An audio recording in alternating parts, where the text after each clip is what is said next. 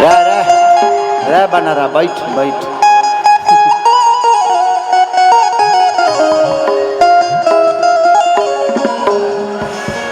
सज के सवर के, एक्चुअली वो गाना डिबेट है कि सज के सवर के जब आवे रानी रतिया में जीव भड़कावेलू।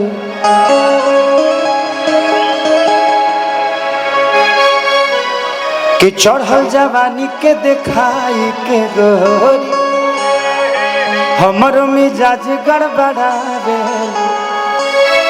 कि राजा कोई न बियाह तू मोटा जाइबो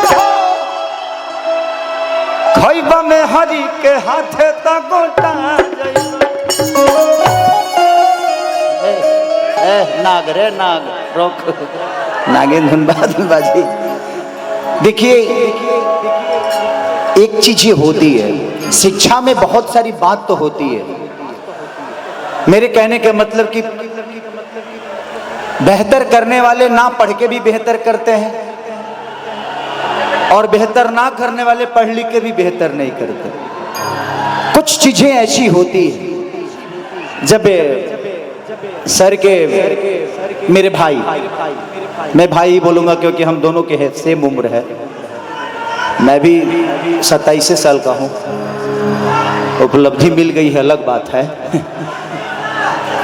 का 35 साल तू हमार जन्म कुंडली लिखे गई रहला मारे तो उनकी ये कितनी प्यारी ये गाना, मुझे लगता है कि 1 बिलियन के आसपास होगा हर जगह से देखा जाए तो।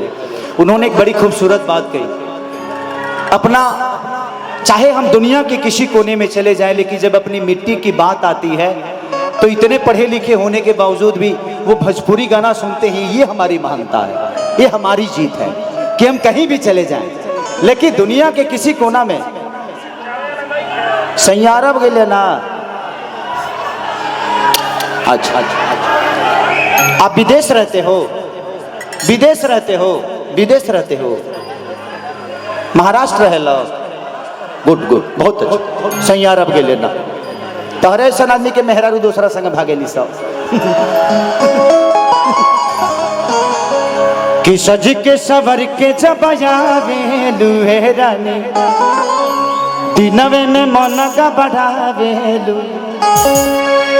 राती के सपना तू अपना देखा के हमरा के काहे भड़कावेलू।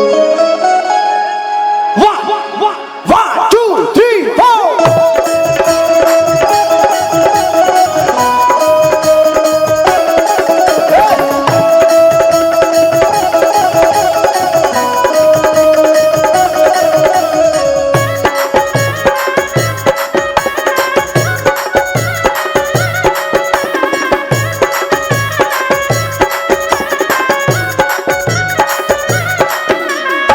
सज के सवर के जब आवेलू रानी नवे में मन का बढ़ावेलू। राती के सपना तू अपना देखा के कहे तू हमके भड़कावेलू।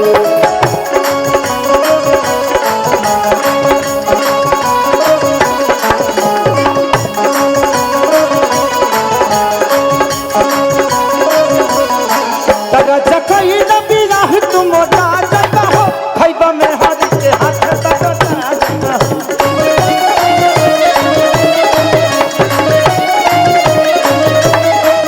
राजा कोई न बियाह तुम मोटा जाइबा हो, राजा कोई न बियाह तुम मोटा जाइबा हो खैबा में हर के हाथ तगड़ा जाइबा हो।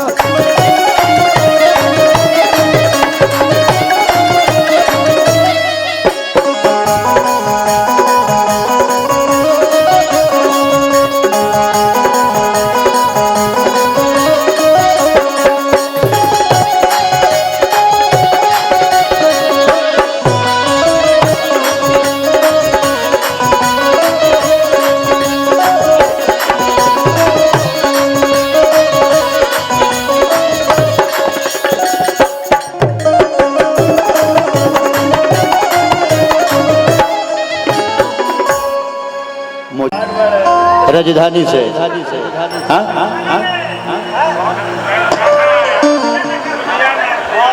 लुधियाना सुनल चाहता है, लेकिन हमारे डीएम सर के माननीय सुपुत्र जी हैं और मेरे भाई की तरह हैं, और मेरे भाई की फरमाइश